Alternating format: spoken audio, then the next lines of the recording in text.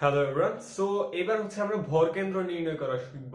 এবার একটা একটা ত্রিভুজের ভরকেন্দ্র কিভাবে নির্ণয় করতে হয় সেটা আমরা দেখব। চলো দেখি। দেখো, আমরা একটা ত্রিভুজ আঁকলাম। এটা কি? একটা ত্রিভুজ। এটা কি? এ বিন্দু x1 y1, এটা হচ্ছে বি বিন্দু x2 y2, এটা সি বিন্দু x3 y3। বুঝতে পারছো? এখন ভরকেন্দ্র এখানে হচ্ছে g ইকুয়ালস টু কি? x y। ভরকেন্দ্র g equals to কি? x y। এখন আমাদের বের করতে হবে কি? x1 x2 x3 জানা আছে, y1 y2 y3 জানা আছে। এবার আমাদের বের করতে বলছে x এবং y কি হবে।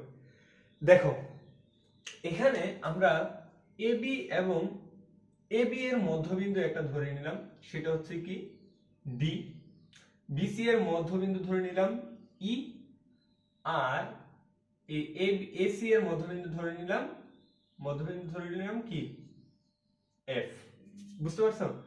এইবার আমরা যদি এই A তোমার B এবং C এর ছেদ বিন্দু থেকে এই মধ্যবিন্দুর উপর একটা কি টানি?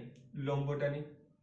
সিমিলারলি AB এর মধ্যবিন্দু D থেকে যদি C এর উপর একটা তোমার হচ্ছে যে এ এবং বি এর তোমার ছেদ বিন্দু থেকে যদি একটা ডি এর উপর লম্ব টানি, তারপর সিমিলারলি এখানে যদি একটা লম্ব টানি, এই তিনটা রেখা যেখানে ছেদ করে এটাই হচ্ছে কি তোমার ভরকেন্দ্র। এটাই হচ্ছে কি তোমার ভরকেন্দ্র। এখন এই ভরকেন্দ্রটা আমরা কিভাবে নির্ণয় করব? খুবই ইজি। দেখো, ভরকেন্দ্র নির্ণয়ের ক্ষেত্রে x ইজ ইকুয়ালস টু কি?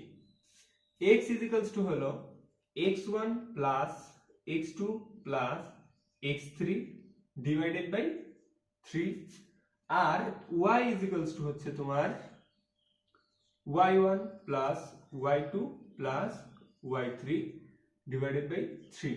এভাবেই হচ্ছে আমরা কি করে নির্ণয় করে ফেলতে পারি? ভরকেন্দ্র নির্ণয় করে ফেলতে পারি, ভরকেন্দ্র স্থানাঙ্ক নির্ণয় করে ফেলতে পারি। আশা করি সবাই বুঝতে পারছো। ধন্যবাদ।